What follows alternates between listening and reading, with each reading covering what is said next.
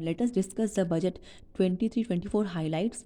It has been divided into three parts. Part A general, Part B direct taxes, Part C indirect taxes. We will discuss direct taxes. A common ITR has been introduced for all income. We need not to file separate ITR for each income. Grievance redressal mechanism has been introduced where we can raise our query. ये concept GST में already exist करता है. Rebate का limit को बढ़ा दिया गया है.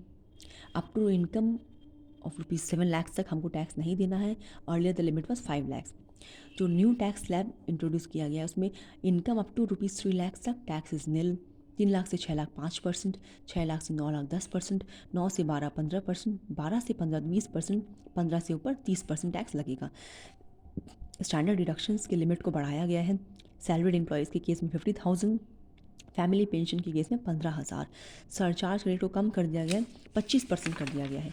लीव इन कैशमेंट जो है उसमें इनकम 25 लाख तक पे हमको टैक्स एग्जेम्पशन का बेनिफिट मिलेगा. ये retirement of non government employees के केस का बात कर रहा है. न्यू टैक्स रिजाइम जो है वही डिफ़ॉल्ट टैक्स रिजाइम माना जाएगा, but tax payer has the option can go for old regime. उसका बेनिफिट भी वो ले सकता है. प्रिजम्पटिव टैक्सेशन स्कीम वालों को उसमें जो माइक्रो एंटरप्राइजेस हैं और जो प्रोफेशनल्स हैं जो उसके बेनिफिट्स लेते हैं उनका जो कैश ट्रांजेक्शन्स है वो 5% के नीचे होने से ग्रॉस रिसीट्स या टर्नओवर लिमिट को बढ़ा दिया जाएगा.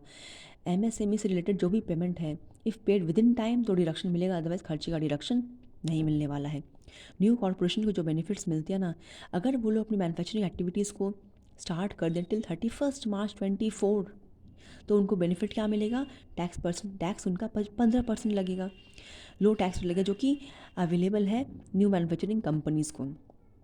प्राइमरी एग्रीकल्चरल कोऑपरेटिव सोसाइटीज़ जो है 2 लाख रुपया पर मेंबर कैश डिपॉजिट कर सकता है, यही इनका हायर लिमिट है.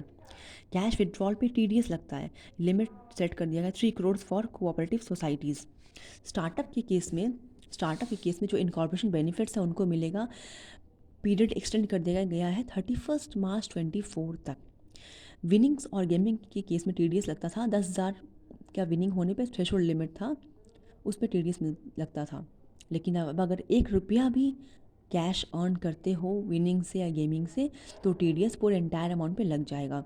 इस लिमिट को विड्रॉ कर दिया गया है. गोल्ड को अगर हम कन्वर्ट करते हैं इलेक्ट्रॉनिक गोल्ड में और वाइजी वर्सा कैपिटल गेन टैक्स अट्रैक्ट नहीं होगा.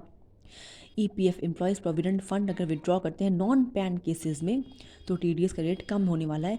20% लगेगा, पहले 30 था अब 20% कर दिया. मार्केट लिंक डिवेंचर से हमको जो भी इनकम होगा उस पर हमको टैक्स देना पड़ेगा. Thank you everyone.